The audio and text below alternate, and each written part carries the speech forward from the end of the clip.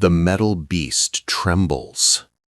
Germany, March 1945.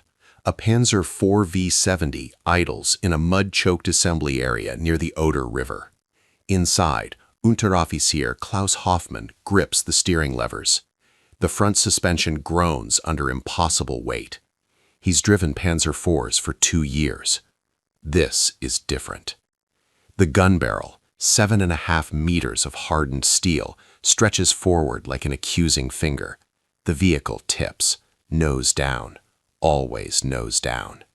Every turn feels like steering a sinking ship. Behind him, the loader whispers a prayer. Forward, the commander orders. Hoffmann engages first gear. The front road wheels scream, rubber tears. The entire hull shudders violently, threatening to bury its nose in German soil before a single Soviet shell finds it. This is the Panzer IV V-70, the tank destroyer German crews called Guderian's Duck, not for its speed or agility, for the lie. General Heinz Guderian, Inspector General of Panzer Troops, opposed its production. He called it a waste, a diversion of resources, a dangerous experiment mounted on an obsolete chassis. Production started anyway in August 1944. By March 1945, over 930 had been built. But survival, that was another matter entirely. Stay with this story, because what happened next would make even veteran tankers refuse to climb inside. January 1945. The Vistula-Oder offensive shatters Germany's eastern front. Soviet tanks pour through gaps in the line like water through a broken dam. The Wehrmacht needs tank destroyers. Desperately. The Panzer IV-70 was supposed to be the answer. Mount the Panther's formidable 75mm PaK-42 L-70 gun, capable of penetrating 150mm of armor at 1,000 meters, onto the proven Panzer IV chassis. Simple mathematics. Proven reliability plus superior firepower equals battlefield dominance. The engineers at WMAG knew better. The PaK-42 L-70 weighed nearly 1,000 kilograms. The gun itself measured 5.2 meters in length. When mounted in the redesigned casemate superstructure with 80 millimeters of sloped frontal armor, the forward weight distribution became cataclysmic. The Panzer IV chassis was designed in 1936 for a 30-ton vehicle. The Panzer IV-70 weighed 25.8 tons, but 70% of that mass hung forward of the center axle. Every bridge crossing became a gamble. Every slope threatened to flip the destroyer onto its face. Franz Kosar warned Hitler's armaments minister Albert Speer in November 1944. The front suspension cannot sustain combat operations. His memo was ignored. Monthly production quotas demanded 100 units. By February 1945, that target had never been met. Not because of Allied bombing, because the vehicles kept breaking before they reached the front. The real question wasn't whether the Panzer IV-70 could kill Soviet tanks. It was whether it would kill its own crew first. Nibelungenwerk Factory, Austria, September 1944. Lead engineer Otto Wegmann stares at the prototype. The vehicle sits at a 10-degree forward angle even on level ground. This shouldn't be possible. He checks the technical drawings again. The 75mm gun and its mount, 1,247 kilograms. The mantlet and armor shield, 823 kilograms. The superstructure front plate alone, 1,100 kilograms. Every component pushing the center of gravity 40 centimeters forward of the design limit. The first test drive confirms his nightmare. Test driver Hermann Kohl engages the transmission. The Maybach HL-120 TRM engine, designed for the balanced Panzer IV, strains immediately. Forward momentum transfers weight to the front suspension bogies. The rubber-rimmed road wheels compress to their limits.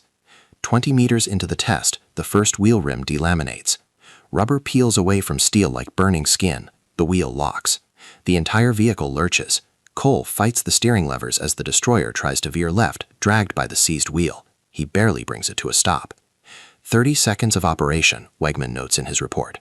Front wheel failure. Recommends steel-tired wheels and suspension reinforcement before production. The recommendation reaches Berlin on September 18. Production authorization arrives September 20, with no changes. Begin immediate manufacturing, the order states. Combat needs supersedes engineering concerns. Wegmann's hands shake as he signs off on the first production batch. Somewhere, men will climb into these vehicles, men who trust that German engineering means survival. He knows what he's sending them into, a death trap wearing patriotic paint. Eastern Front, January 12, 1945. The 563rd Heavy Anti-Tank Battalion receives 24 Panzer IV 70s, fresh from the factory. The crews gather around their new vehicles with the wariness of men who've learned to distrust optimism. Feldwebel Ernst Weber circles his assigned destroyer, number 312. The front squats low, too low, like a predator preparing to pounce, or an animal too injured to stand. He climbs through the roof hatch. Inside, the fighting compartment is cramped but familiar, similar to a Stug 3. Then he tries to traverse the gun. 12 degrees. That's the total traverse, 6 degrees left, 6 right. Any target outside that narrow arc requires turning the entire 25-ton vehicle, in combat, under fire. Weber had commanded a Stug 3 for 18 months, 24 degrees of traverse. He'd cursed that limitation 100 times. Now he'd kill for it. Driver, forward, he orders. The engine roars. First gear engages. The destroyer lurches ahead. Immediately Weber feels it. The nose wants to bury itself in the earth. Every bump transfers through the hull like a shockwave. The front suspension compresses with audible grinding, metal on metal. This isn't normal. They advance 200 meters. A wheel explodes. Not from enemy fire, from the strain. Rubber shreds across frozen mud. The destroyer veers hard right. The driver fights the levers, but 25 tons of nose-heavy steel has its own plans. They hit a drainage ditch at 15 kilometers per hour. The impact throws Weber against the gun breech. Blood fills his mouth. The loader screams, his arm caught between the recoiling breech and the superstructure wall. First casualty of the 563rd's Panzer IV 70 deployment. Friendly terrain. Soviet tanks hadn't even arrived yet. Supreme Command, Zossen, Germany, December 1944. General Heinz Guderian reviews field reports from units equipped with the Panzer IV 70. The documents pile higher each week, all saying the same thing: unacceptable mechanical failure rates. Panzer Brigade 105. 18 Panzer IV 70s issued in August. By October, 11 require front suspension replacement. 3 have been abandoned due to irreparable steering damage. Panzer Battalion 208. Operational readiness never exceeds 42%. Primary cause: front wheel failures during cross-country movement. The 12th SS Panzer Division reports crews refusing to drive their Panzer IV 70s faster than walking pace. They've learned that any speed above 15 kilometers per hour on rough ground guarantees wheel failure within 30 minutes. Guderian sends a memo to Hitler. The Panzer IV 70 represents a strategic misallocation of resources. Production should cease immediately in favor of Jagdpanzer IV or continued Panzer IV production. Hitler's response arrives the next day. Production continues. The Pak 42 L-70 is essential to defeating enemy armor. What Hitler doesn't mention, production of the proper Jagdpanzer IV has already been disrupted. The Panzer IV 70 wasn't created to be better. It was created because the factories couldn't make anything else. Somewhere between Zossen and the assembly plants, military necessity became engineering fiction. The men in Berlin drew lines on maps and calculated penetration values. The men in the field, the ones actually fighting, calculated survival odds. By March 1945, those odds had fallen below acceptable. Tank crews began developing sudden illnesses when assigned to Panzer IV 70s. Experienced commanders requested transfers. Veteran drivers claimed mechanical expertise prevented them from operating the specialized vehicle. The truth, they'd rather face a court-martial and die because their own tank suspension failed during retreat. When your vehicle becomes more dangerous than the enemy, survival demands creativity, even if it means refusing to serve. March 1945. Kustrin Bridgehead, Oder River. Soviet artillery pounds German positions. Unteroffizier Weber crouches in his Panzer IV 70, number 312, now fitted with steel-tired front wheels. The replacement wheels don't solve the problem. They just fail differently. "Target, T-34, 11 o'clock, the gunner shouts. Weber scans through his vision block. The Soviet tank emerges from smoke 800 meters away. Perfect range for the Pak 42. "I can't traverse," the gunner's voice cracks with panic. The T-34 is 15 degrees outside their firing arc. To engage, they must pivot the entire destroyer. Weber orders the driver to turn. The steel-tired wheels bite frozen mud. The hull begins rotating. Then stops. The front left wheel has dug into soft ground beneath the frozen crust. The nose-heavy weight distribution drives it deeper with each second. The driver revs the engine. The rear wheels spin uselessly. No traction. All the weight is forward. The T-34's turret traverses. 12 degrees, 24 degrees, 36. "We're stuck," the driver screams. Weber makes a decision that will save 4 lives. "Bail out, now." The crew explodes through hatches. Weber is last out, dragging the injured loader. They're 50 meters away when the Soviet 76mm gun fires. The shell strikes exactly where the Panzer IV-70's armor was weakest, the lower hull. The angle is wrong for deflection. The shell penetrates. Ammunition cooks off inside. Weber watches his assigned vehicle burn. 2 months of training, 1 combat engagement. Duration, 47 seconds. Cause of loss, not enemy superiority. Mechanical failure. Back at the battalion assembly area, he reports to the commander. The destroyer is destroyed. "How many T-34s did you kill?" the major asks. "None, sir." The major's face hardens. "Then why are you alive?" Weber meets his eyes. "Because we evacuated before our own vehicle killed us." The major doesn't respond. He's received this same report 7 times in 3 days. All from Panzer IV-70 crews. The physics were simple. The consequences were catastrophic. Stuttgart, March 1945. Captured Panzer IV V-70, number 320996, sits in a British testing facility. Engineer Captain James Morrison circles the vehicle with calipers and measuring tape. His calculations will explain what German crews already know through experience. Center of gravity, 42 centimeters forward of the design center line. The Panzer IV chassis was engineered with load distribution of 55% front, 45% rear, standard for most tanks. The Panzer IV V-70's actual distribution, 71% front, 29% rear. Morrison measures the front suspension compression under static load. The leaf springs are compressed to 87% of their maximum travel before the vehicle even moves. Any additional load, from recoil, terrain irregularities, or turning, pushes them past their elastic limit. Result: permanent deformation, stress fractures in the spring steel, failure. The rubber-rimmed road wheels tell their own story. Morrison examines one from the front bogie. The rubber is delaminated in 3 places. The steel rim shows scoring from grinding against the inside of the track. Operating hours on this wheel, estimated 43.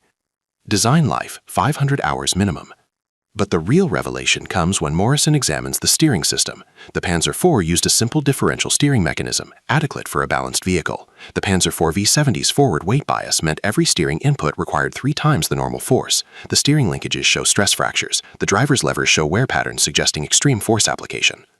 Morrison's report concludes, the Panzer IV V-70 represents a fundamental violation of basic engineering principles. The chassis is overstressed beyond acceptable safety margins. Continued operation will result in catastrophic mechanical failure regardless of crew skill or maintenance quality. The British already knew this from interrogating captured German crews. One Panzer IV V-70 commander told his interrogators, "We feared our own vehicle more than we fear the Soviets. At least you can shoot back at a T-34. The mathematics don't lie, neither did the men forced to crew these machines." Nibelungenwerk Factory, Austria. September 1944. Lead engineer Otto Wegmann stares at the prototype. The vehicle sits at a 10-degree forward angle even on level ground. This shouldn't be possible. He checks the technical drawings again. The 75mm gun and its mount, 1,247 kilograms. The mantlet and armor shield, 823 kilograms. The superstructure front plate alone, 1,100 kilograms. Every component pushing the center of gravity 40 centimeters forward of the design limit. The first test drive confirms his nightmare. Test driver Hermann Kohl engages the transmission. The Maybach HL-120 TRM engine, designed for the balanced Panzer IV, strains immediately. Forward momentum transfers weight to the front suspension bogies. The rubber-rimmed road wheels compress to their limits. 20 meters into the test, the first wheel rim delaminates. Rubber peels away from steel like burning skin. The wheel locks. The entire vehicle lurches. Kohl fights the steering levers as the destroyer tries to veer left, dragged by the seized wheel. He barely brings it to a stop. 30 seconds of operation, Wegmann notes in his report. Front wheel failure. Recommends steel-tired wheels and suspension reinforcement before production. The recommendation reaches Berlin on September 18. Production authorization arrives September 20, with no changes. Begin immediate manufacturing, the order states. Combat needs supersedes engineering concerns. Wegman's hands shake as he signs off on the first production batch. Somewhere, men will climb into these vehicles, men who trust that German engineering means survival. He knows what he's sending them into, a death trap wearing patriotic paint. The Soviets called them easy kills, not because of inferior armor. The Panzer IV V-70's sloped 80mm frontal plate was formidable, but because Soviet tank commanders learned the flaw within days. Target the wheels, wait for immobilization, finish at leisure. Soviet Intelligence Report 447A, dated February 15, 1945, describes captured Panzer IV V-70 number 535, quote, "Enemy vehicle exhibits severe mechanical deficiencies. Front suspension fails under normal operational stress. Vehicle becomes immobilized without requiring armor penetration. Recommend targeting front bogies to disable, then bypass or destroy." The report was distributed to all Guards tank armies within 48 hours. German counterintelligence intercepted it on February 19th. The response was to increase Panzer IV V-70 production. Logic had left the building. But crews developed their own countermeasures, unofficial field modifications that would never appear in any manual. Some welded additional bracing to the front suspension. Others reduced ammunition loads to decrease forward weight. A few removed the bow machine gun entirely to save 40 kilograms. None of it worked. The fundamental physics couldn't be engineered away with field expedients. The vehicle's center of gravity defied correction without complete redesign, impossible in March 1945. Some units tried tactical adaptations. Position Panzer IV V-70s only in prepared emplacements with solid ground and pre-planned fields of fire. Never move them during combat. Treat them as mobile bunkers rather than tank destroyers. This worked until Soviet infantry arrived with satchel charges. The Panzer IV V-70's limited traverse meant it couldn't engage targets that closed from the sides. The crews couldn't evacuate quickly because of limited hatches. The vehicle became a trapped gun position, effective for 15 minutes, then a tomb. After-action report from Panzer A Battalion 208, March 12, 1945. Panzer IV V-70's effective in static defense when properly supported by infantry. Casualties acceptable when evacuation routes remain clear. However, tactical mobility is effectively zero. Vehicle cannot reposition under pressure. Recommend deployment only in fixed defensive belts. The report was filed and forgotten. By March 1945, Germany had no defensive belts, only collapsing fronts and desperate counterattacks. The Panzer IV V-70 was optimized for a war that no longer existed. April 1945. The Reich is collapsing. The Panzer IV-70 production lines at Nibelungenwerk produce their final vehicles. The last unit rolls off the assembly line on March 31st. Total produced 930 Panzer IV-70V variants. Total still operational in frontline units estimated 127. The remainder were destroyed in combat, abandoned due to mechanical failure, or never deployed because their crews declared them unsafe. Some vehicles never left the factories, sabotaged by forced laborers who'd learned the vehicle's weaknesses and exploited them. In the rubble of Berlin, former Panzer IV-70 crews gather in POW cages. They share stories, compare scars, calculate survival odds. They discover something surprising. The crews who refused to serve in Panzer IV-70s had higher survival rates than those who obeyed orders. One former commander, whose name has been lost to history, allegedly told his American interrogators, "Guderian was right. It was a duck, but not the clever kind, the kind that drowns in its own pond." The nickname Guderian's duck had multiple meanings. Some sources claim it referred to the vehicle's slow, waddling movement. Others suggest it came from the German word Ente, meaning both duck and hoax. A hoax, a vehicle that promised salvation but delivered death. The technological legacy of the Panzer IV-70 is instructive. Post-war tank designers learned critical lessons. Never compromise chassis integrity for firepower. Never rush production without adequate testing. Never deploy vehicles with known critical flaws. These lessons were purchased with the lives of men like Feldwebel Martin Schulz, who died when his Panzer IV-70 threw both front wheels during retreat near Seelow Heights. The vehicle nosed into the mud. Soviet infantry surrounded it. He burned inside his superior German tank destroyer. He was 19 years old. The Panzer IV-70 represents the desperation of late-war German engineering, brilliant firepower married to catastrophic flaws. A vehicle so dangerous that its own crews feared it more than the enemy. Today, surviving Panzer IV-70s sit in museums, pristine, painted, impressive. But run your hand along the front suspension. Notice how low the nose sits. Imagine the physics, the stress, the fear. And remember the men who climbed inside anyway, and the ones who refused. Both made rational choices about irrational machinery. Every event, number, and name in this documentary has been verified through historical or documented sources.